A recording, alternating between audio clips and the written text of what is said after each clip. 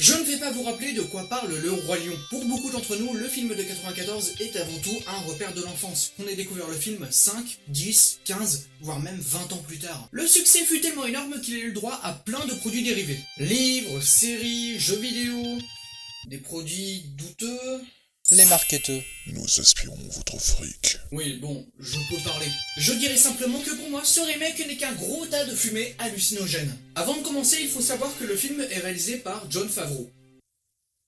Vous devez pas le connaître, mais si je vous montre ça, ça ou ça, vous allez vous dire, mais qu'est-ce qu'ils ont fumé chez Disney pour filer le remake d'un de leurs meilleurs films à ce réalisateur? Ah oui, aussi le scénariste, Jeff Nathanson. Voilà les films qu'il a écrits. Ouais. L'idée de faire un remake du Roi Lion était inutile. Des films comme Le Livre de la Jungle, La Belle au Bois dormant ou Cendrillon, tous sont des films vieux de plus de 40 ans. Eux pouvaient se permettre d'avoir un remake, mais pas le Roi Lion. Le film d'animation est le plus jeune du lot, il a à peine 25 ans. Et l'idée de faire un remake représentait aussi l'impossibilité d'améliorer le scénario original, tant il était parfait. Et quand tu fais un remake Disney, ne tire pas sur la corde de la nostalgie, sinon tu vas la casser. Logiquement.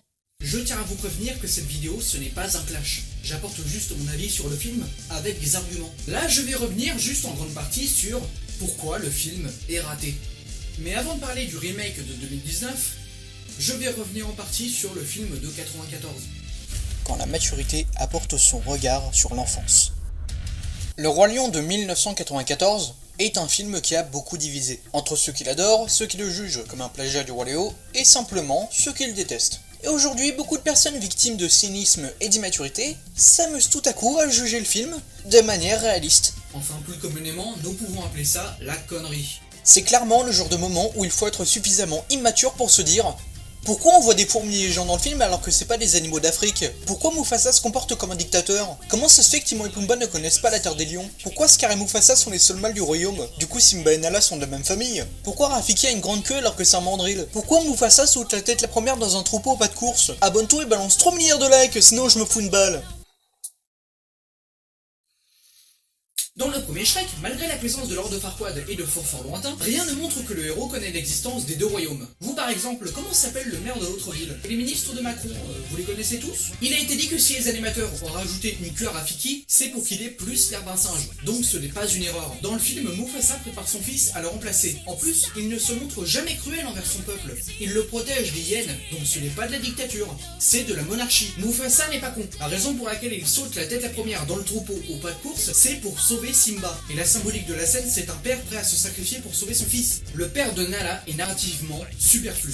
Comme les parents de beaucoup de personnages d'animation, et comme Mitu, le petit frère de Nala, qui était présent dans la première version du film, où son rôle c'était juste de se foutre dans la merde. Ce qui est inutile quand on sait que Simba remplit parfaitement cette fonction. En plus, on s'en fout qu'il y ait des fourmis géants dans le film. C'est une scène de chanson dans un dessin animé produit par Disney. C'est le degré zéro du réalisme. Bref, voilà la différence entre une personne qui a conscience qu'elle regarde un film pour enfants, et un con qui se croit plus intelligent que ce qu'il regarde. Donc, passons à la suite.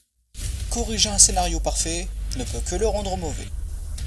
A travers le remake, on aurait pu avoir un plus grand aperçu de l'histoire comme la croissance de Simba qu'on a pu voir en partie dans Le Roi Lion 3, ou voir plus de la Terre des Lions pendant le règne de Scar, et de quelle manière il a régné. Ça aurait pu avoir d'excellents traitements, comme voir comment Simba a vécu le traumatisme de la mort de son père, ou comment la Terre des Lions s'est dégradée après l'arrivée de Scar au pouvoir. Non, ça n'invente rien de nouveau. Ou presque. Mais ça le fait dans le mauvais sens. De ce que je me rappelle, il y a 4 différences à tout casser avec le dessin animé. D'abord, ils ont rajouté une scène où on voit Simba s'amuser avec une antilope chez Timon et Pumba. Parce que oui, dans ce film, Timon et Pumba ne sont plus seuls. Du coup la phrase « Nous serons seuls au monde » ne veut plus rien dire. Cette scène dit tout simplement « Simba a beau être un lion, il bouffe que des insectes ». Et même si c'est une scène marrante, tu vois pas ce que ça vient faire là. Deuxième différence, la scène de retrouvailles entre Nala et Simba. Dans le film de 94, lorsque Nala retrouve Simba, ce dernier reconnaît son ami d'enfance, mais elle ne le reconnaît pas au premier coup d'œil, ce qui apporte du suspense à la scène. Puis au final, elle finit par le reconnaître, ce qui apporte l'émotion finale. Dans le remake, ils se reconnaissent tous les deux au premier coup d'œil et c'est tout. Troisième différence,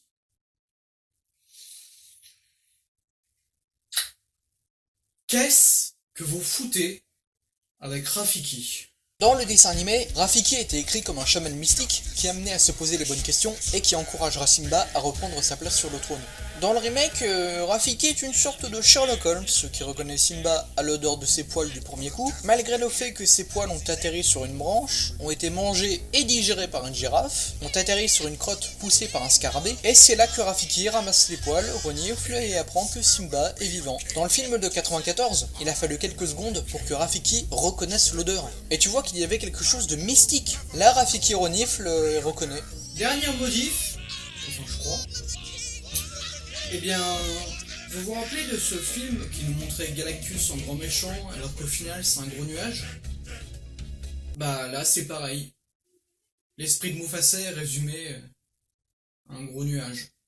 Dans le film de 94, c'était aussi un gros nuage, mais tu voyais Mufasa se dessiner à travers. Là, c'est juste un gros nuage, et ils ont même réussi à enlever cette phrase. Pas qui tu es. Tu es mon fils, et c'est toi le roi. Ce qui enlève tout l'impact émotionnel. Et le pire, c'est que je suis loin d'en avoir fini avec ce remake. Passer du dessin à la 3D, c'est trop compliqué.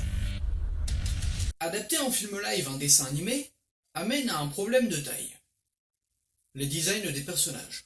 Un design de dessin animé n'est pas pensé pour être réaliste. Il est avant tout fait pour coller à une idée, quitte à avoir quelque chose d'inhumain comme des grands yeux, un grand menton, des mèches carrées ou encore une peau verte. Et si beaucoup d'adaptations de dessins animés n'ont pas marché, c'est pour deux raisons. Soit les designs sont moches, soit ils ajoutent un réalisme qui enlève le charme du design original. L'une des rares adaptations de dessins animés à avoir bien marché est Les 101 Dalmatiens de 1996. Parce que même si les chiens ne parlent pas, ils ont su les rendre expressifs, en plus d'avoir su conserver l'aspect taré de Cruella. Dans le Roi Lion de 94, ils se sont concentrés sur les expressions faciales de Simba, de Nala, Timon, Pumba, Mufasa, Sarabi, etc. Ce qui rend les personnages expressifs, émotifs et attachants. L'un des meilleurs plans qui montre à quel point les personnages sont attachants, il est au tout début du film. Bah oui, la scène de câlin entre Rafiki et Mufasa.